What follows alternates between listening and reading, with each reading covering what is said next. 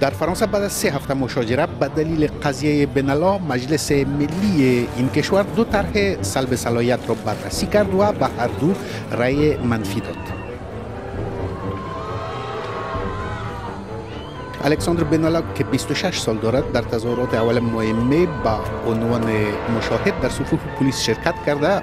به گفته خودش برای کمک به پلیس تعدادی از متخلفین را دستگیر می کند. این عمل او فیلم برداری شده در شبکه‌های اجتماعی پخش می شود.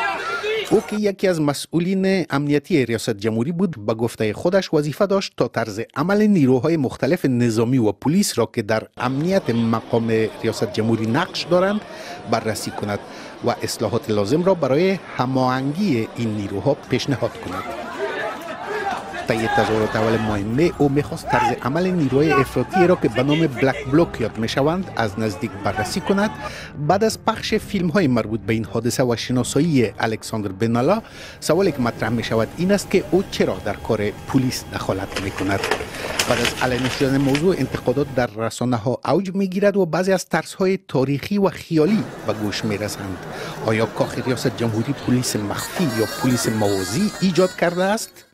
نیروهای مخالف رئیس جمهور در مجلس ملی و در سنای فرانسه وارد عمل شده مسئله را در کمیسیون بررسی می‌کنند. آنان می‌خواهند با بررسی جرم بنالا طرز عمل ریاست جمهوری را هم مورد پرسش قرار بدهند. این کمیسیون ها آغاز با پرسش از تعداد از مسئولین حکومتی می‌کنند.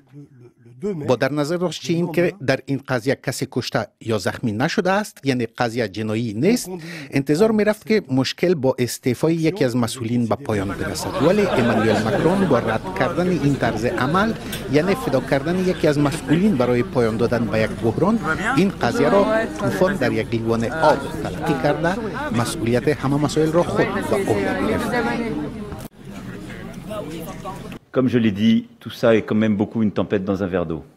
بنالا در گذشته از مسئولین امنیتی حزب سوسیالیست بود و طی کمپین انتخابات ریاست جمهوری با ستاد انتخاباتی ماکرون همکاری کرده مسئولیت‌های زیادی را به عهده گرفته بود. امانوئل ماکرون در دفاع از او از ظرفیت‌ها و عملکرد او طی دوران کمپین و بعد از آن قدردانی می‌کند. او همزمان از انحراف او طی تظاهرات اول ماه می انتقاد کرده، می‌گوید که او مجازات شده است و قضیه پایان یافته است. Le président de la République qui est au travail, qui continue et que rien ne troublera. Et on verra comment tout ça se terminera une fois que chacune et chacun auront tiré les conséquences de ce qui a été dénoncé. Mais je considère pour ma part que les collaborateurs de l'Élysée ont fait leur travail comme ils le devaient au moment où ils le devaient. Et que les réponses qui devaient être apportées l'ont été. بنالا در مصاحبه با روزنامه لوموند از عمل خود ابراز پشیمانی میکند، ولی میگوید که هدف او تنها کمک به پلیس بود و او تنها خواسته است آن 2 شخص را دستگیر کند و ضرب و شتم در کار نبوده است. وزیر کشور ژرار کولومب که 23 ژوئیه در کمیسیون تحقیقاتی مجلس مورد پرسش قرار گرفت، میگوید که او این را که الکساندر بنالا مشاور رئیس جمهور بود نمیدانست. او کاخ الیزه یا کاخ ریاست جمهوری را مسئول میداند و اجازه شرکت در این تظاهرات را با گفته او فرمانداری انتظامی پلیس پاریس داده است. دبیر کل کاخ ریاست جمهوری میگوید که او به بنالا اجازه شرکت در تظاهرات را داده بود، ولی با دیدن تصاویر شرکت او در عملیات پلیسی و دستگیر کردن تظاهر کنندگان او را مورد انتقاد قرار داده و به او گفته است که به دلیل این عملکردش مورد مجازات الیزه قرار خواهد گرفت. و بالاخره بنجامین گریوو سخنگوی دولت مسئله را چنین خلاصه می‌کند. Le président de la République a rappelé le remarquable travail que M. Benalla avait effectué pendant la campagne présidentielle à nos côtés et a souligné ses mérites qui ont fait qu'il a trouvé la place qu'il occupait à l'Élysée après la campagne. Le 1er mai, lors des événements de la Contrescarpe, il est sorti très clairement de sa fonction d'observateur. کار بررسی در کمیسیون سنا ادامه دارد، ولی در مجلس ملی از یک سو گروه پارلمانی جنای راست و از سوی دیگر جنای چپ هر کدام پیشنهاد جداگانه سلب صلاحیت را برای تصویب به مجلس عرضه کردند.